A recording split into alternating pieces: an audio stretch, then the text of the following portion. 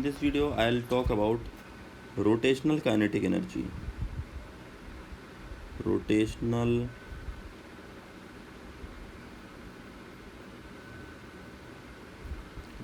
kinetic energy.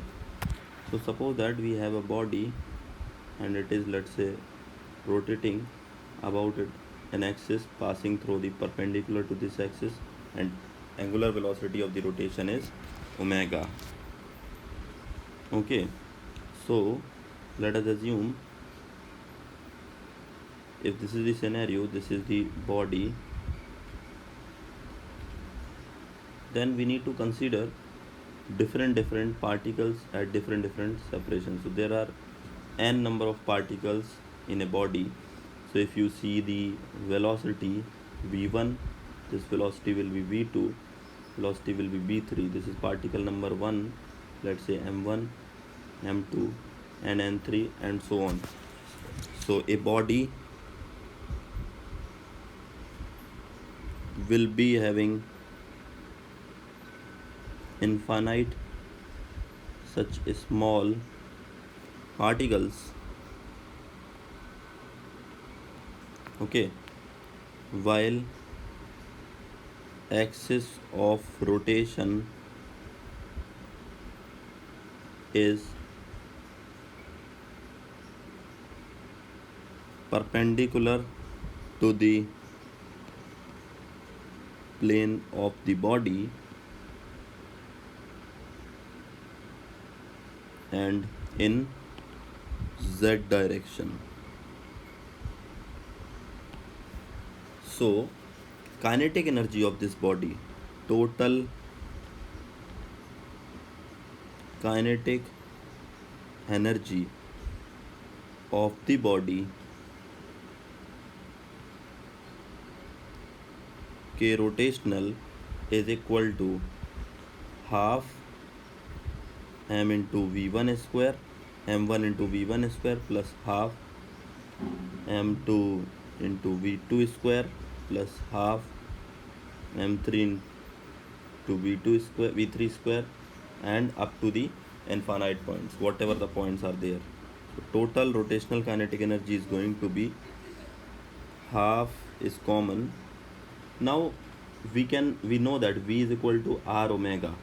So r perpendicular into omega. So we can say this is r1, this is r2 and this is r3 for three different particles. So v1 is equal to r1 omega, v2 is equal to r2 omega and v3 is equal to r3 omega and so on.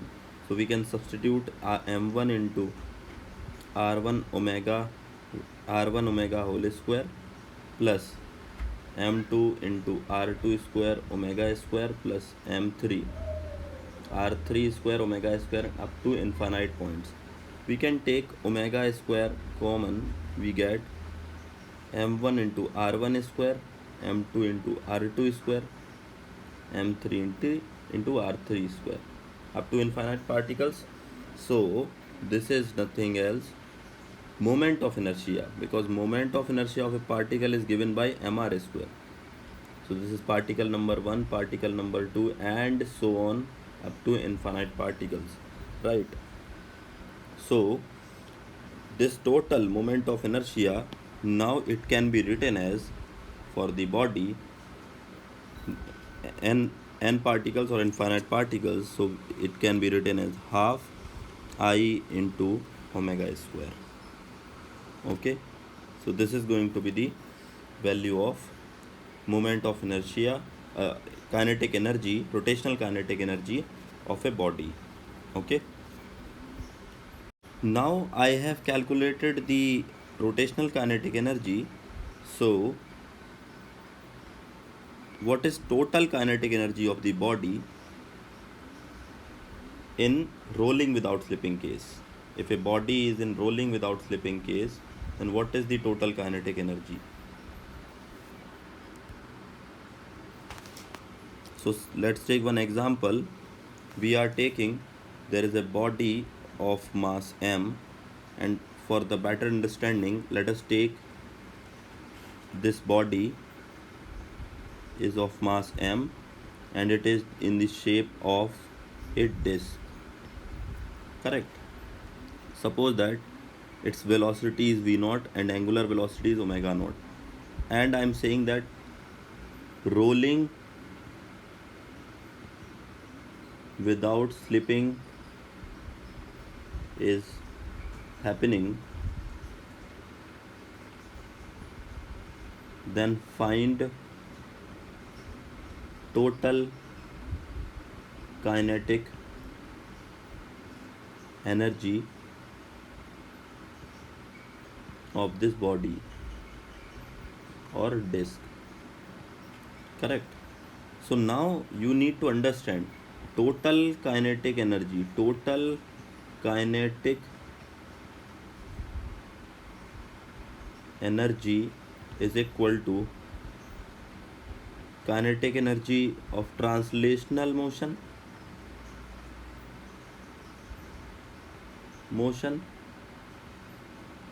plus kinetic energy of rotational motion.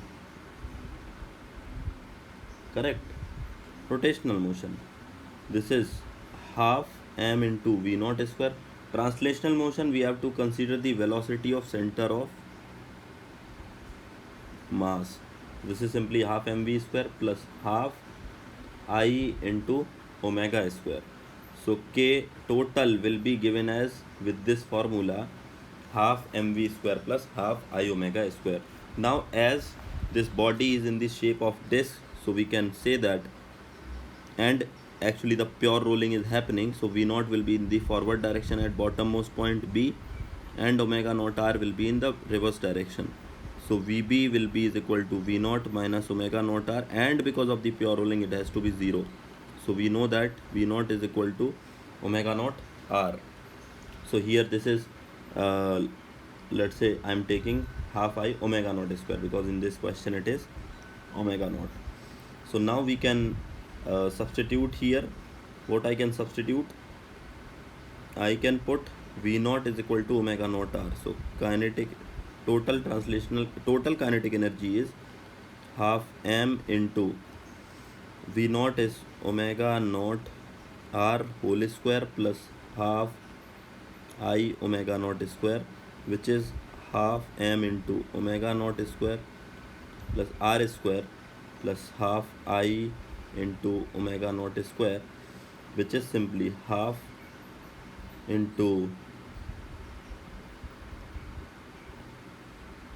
m omega naught square. So I can actually take this omega naught as common, so this will become half omega naught square mr square plus I. This is going to be the absolute formula, and then we can eventually substitute here the value of I for the disk. So we know that the I about point O, if this is point O, is half mr square because it's a disk. Then we can write K total is equal to half omega naught square into mr square plus half mr square, which is half omega naught square into 3 by 2 mr square, which is 3 by 4 m omega naught square r square. And also we can write 3 by 4 m omega naught r whole square. This is 3 by 4 m into v naught square. So that's how we get the total energy in rotational motion, okay, when this rolling without slipping is valid. I hope that you were able to understand and figure out the differences, and now you will be able to apply in the questions, okay.